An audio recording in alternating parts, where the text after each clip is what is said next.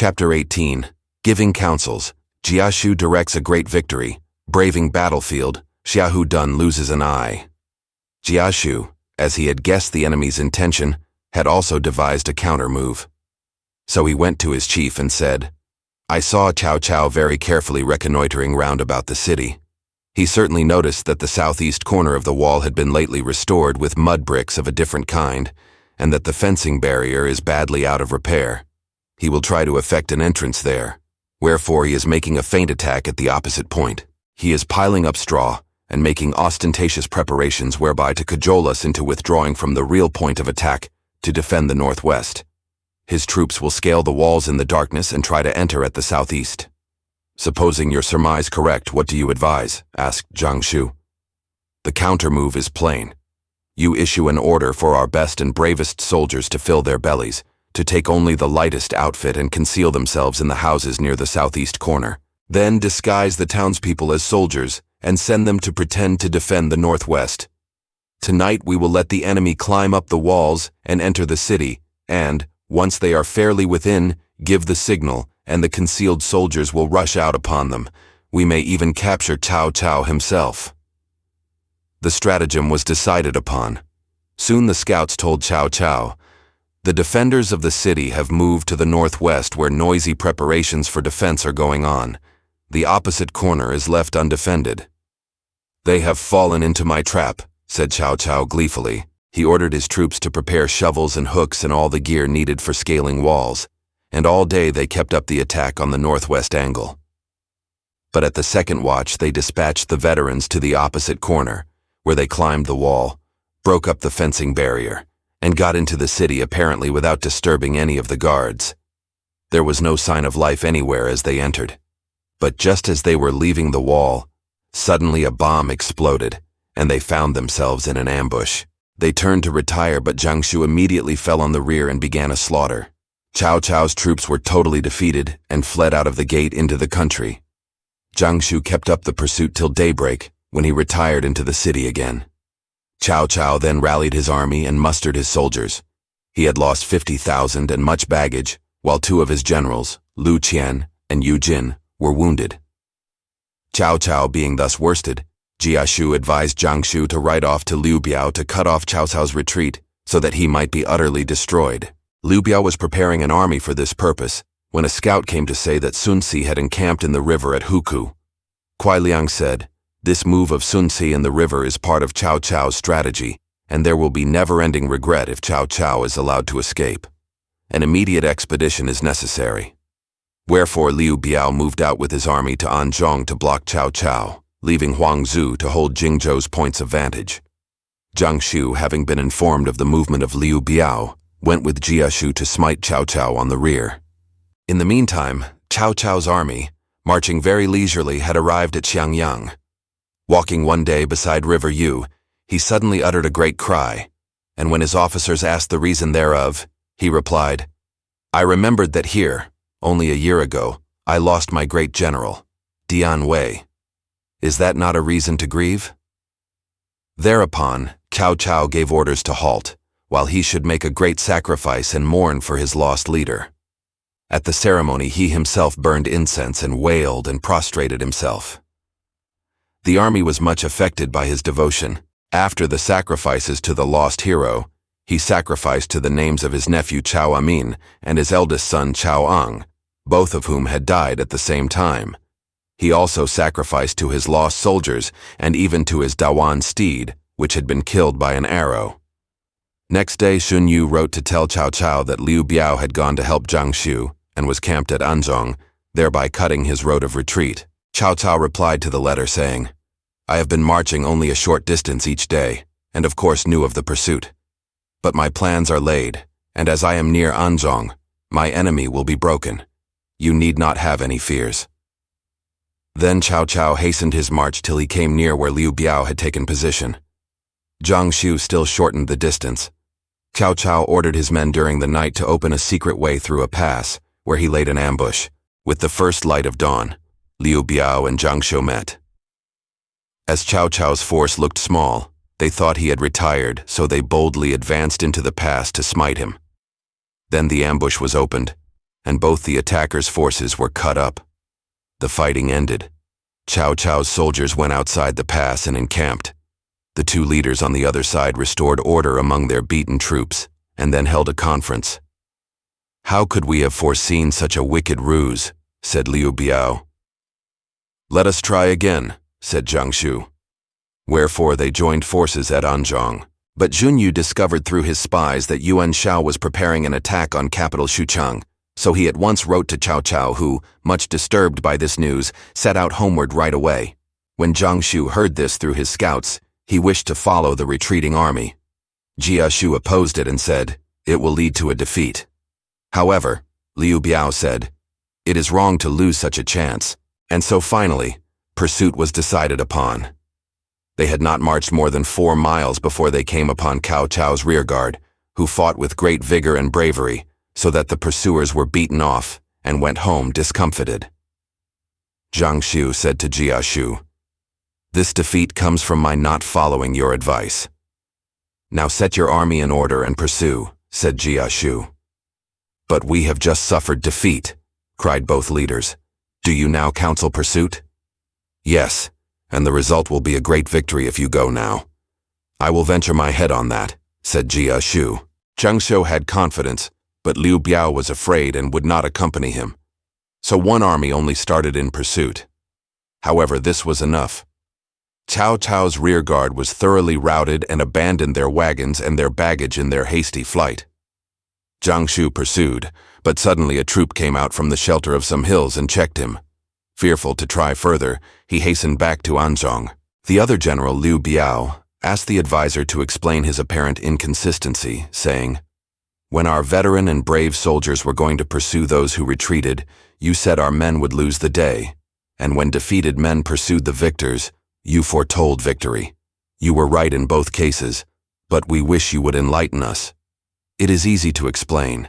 You generals, although skilled leaders, are not a match for our enemy." Though Cao Cao had lost a battle, he had able generals to keep the rear and guard against pursuit.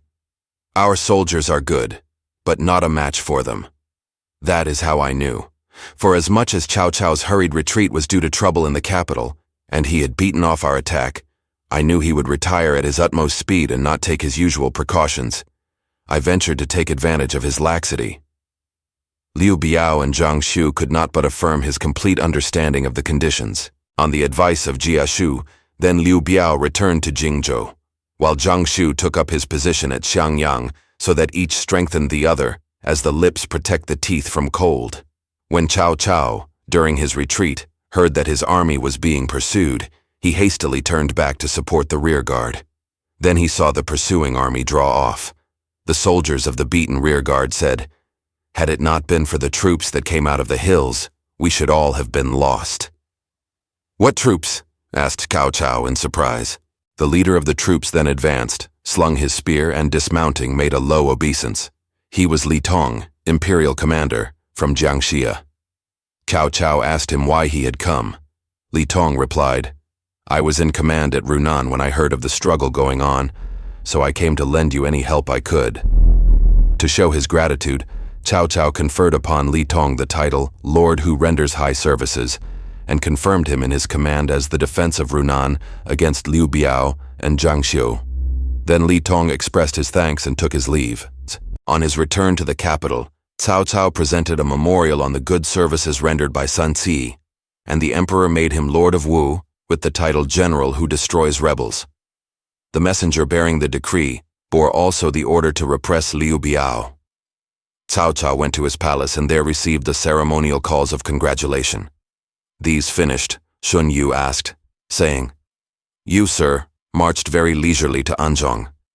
How came it that you felt certain of victory?" Cao Cao replied, "My soldiers, who retire and find their retreat cut off, fight vigorously and desperately. I retired slowly to entice the enemy into following, whereby I could do as I wished with them. Basing my movements on these considerations, I felt secure."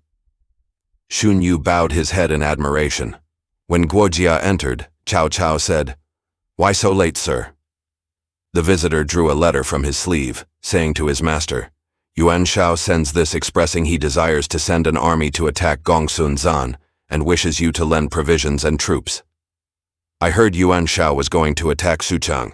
I suppose my return has made him change his intention, said Cao Cao.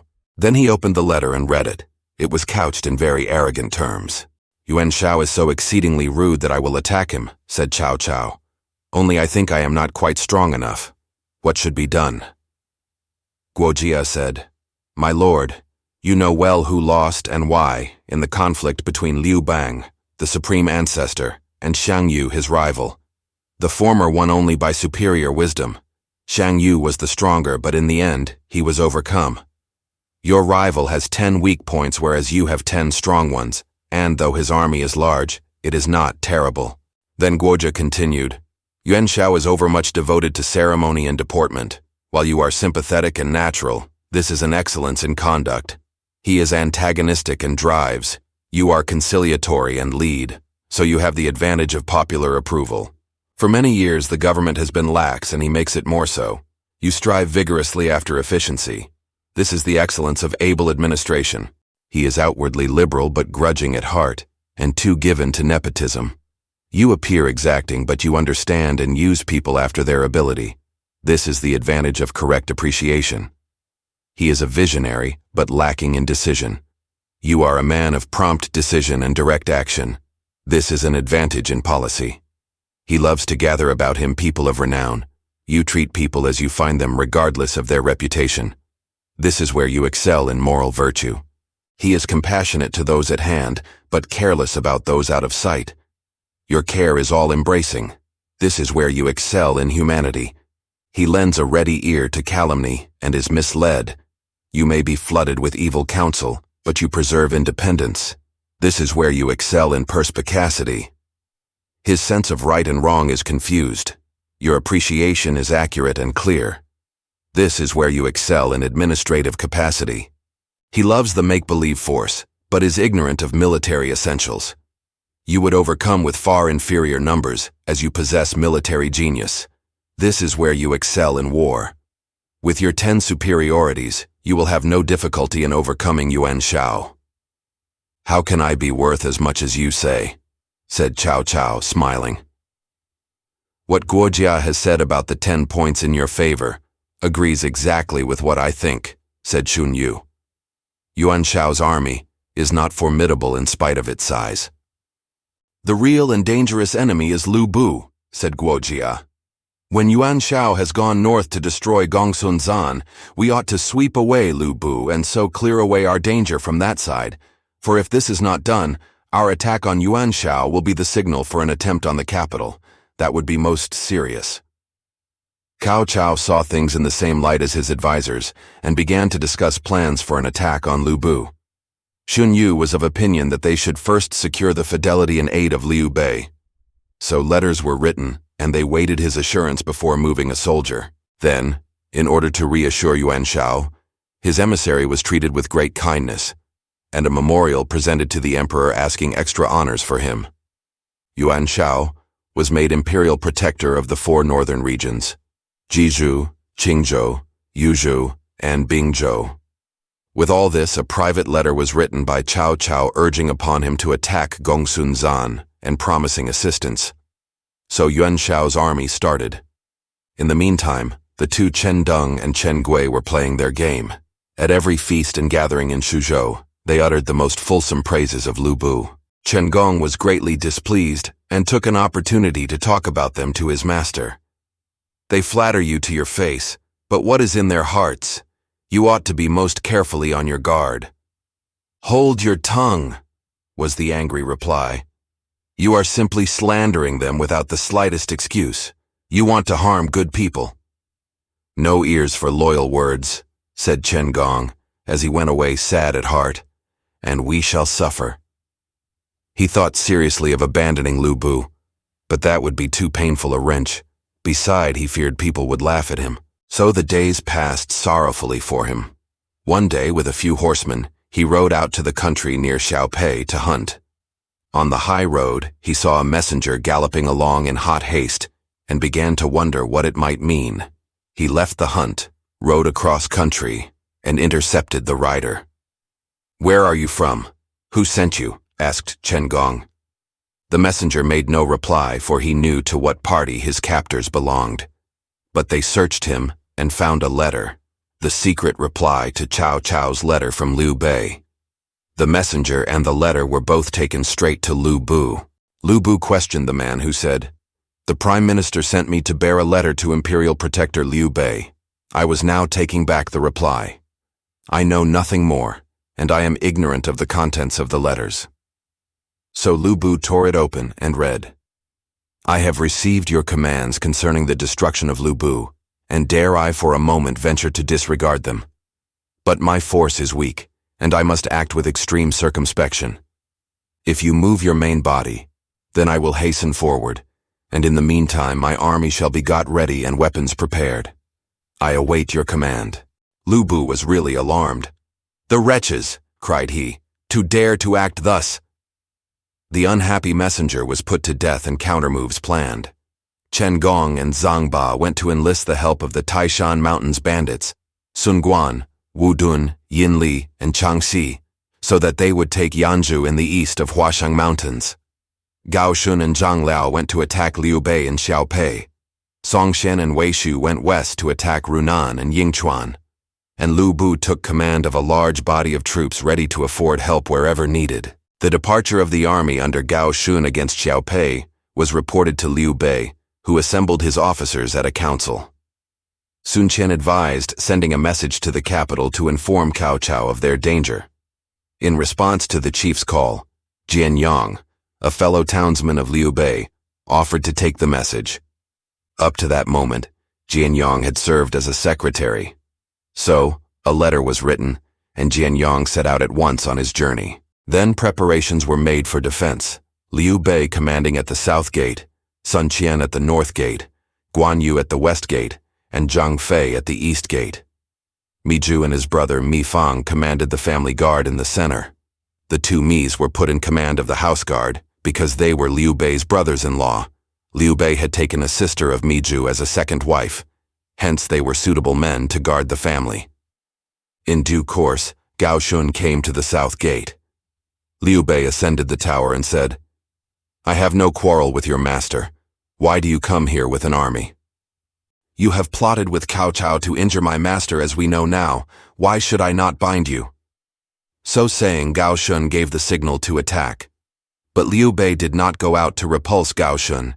He only kept the gate fast closed. Soon after, Zhang Liao led an attack on the west gate, then kept by Guan Yu, who addressed Zhang Liao from the wall. "You are too good a man to waste yourself on rebels," said Guan Yu. Zhang Liao hung his head and made no reply. Guan Yu knew that Zhang Liao had a sound heart and high principles, and said no more, as he was unwilling to wound Zhang Liao. Nor did he go out to attack. Zhang Liao then drew off and proceeded to the east gate, and Zhang Fei went out to give battle. Soon it was told Guan Yu, who came over quickly. He saw Zhang Fei going out, but Zhang Liao was already withdrawing. Zhang Fei wished to pursue, but his brother held him back. "He is afraid and so has gone away. It would be best to pursue," said Zhang Fei. "No," said Guan Yu. "As a warrior, he is not inferior to either of us, but I have spoken a few straight words, and he has sunk deep. He is repentant, and that is why he will not meet us." So Zhang Fei understood, and the gates were shut and orders given for careful defense. When Jian Yang, Liu Bei's messenger, reached the capital, he saw Cao Cao and told him what had happened. The advisors were called to discuss a plan. Cao Cao said, "I wish to attack Liu Bu. I fear not Yuan Shao, but Liu Biao and Zhang Shou may attack me in the rear." Zhun Yu, the nephew of Zhun Yu, replied, "Both these latter have been too recently defeated to do anything so rash. But Liu Bu is a bold fighting man, and if he joined forces with Yuan Shu and they set themselves to conquer River Huai and River Si, the problem would be difficult." Then spoke Guojia, "Let us take advantage of the moment before they have fully made up their mind. Smite before they are fully prepared." And Cao Cao did so. An army of 50,000 were sent in advance with 4 commanders, Xiahou Dun, Xiahou Yuan, Lu Qian, and Li Dian.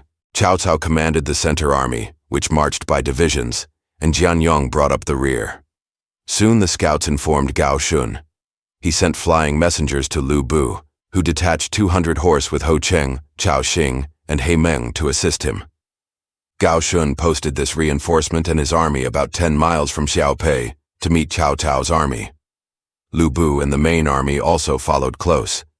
When Liu Bei saw the enemy retiring from the city, he knew Cao Cao's army was close at hand.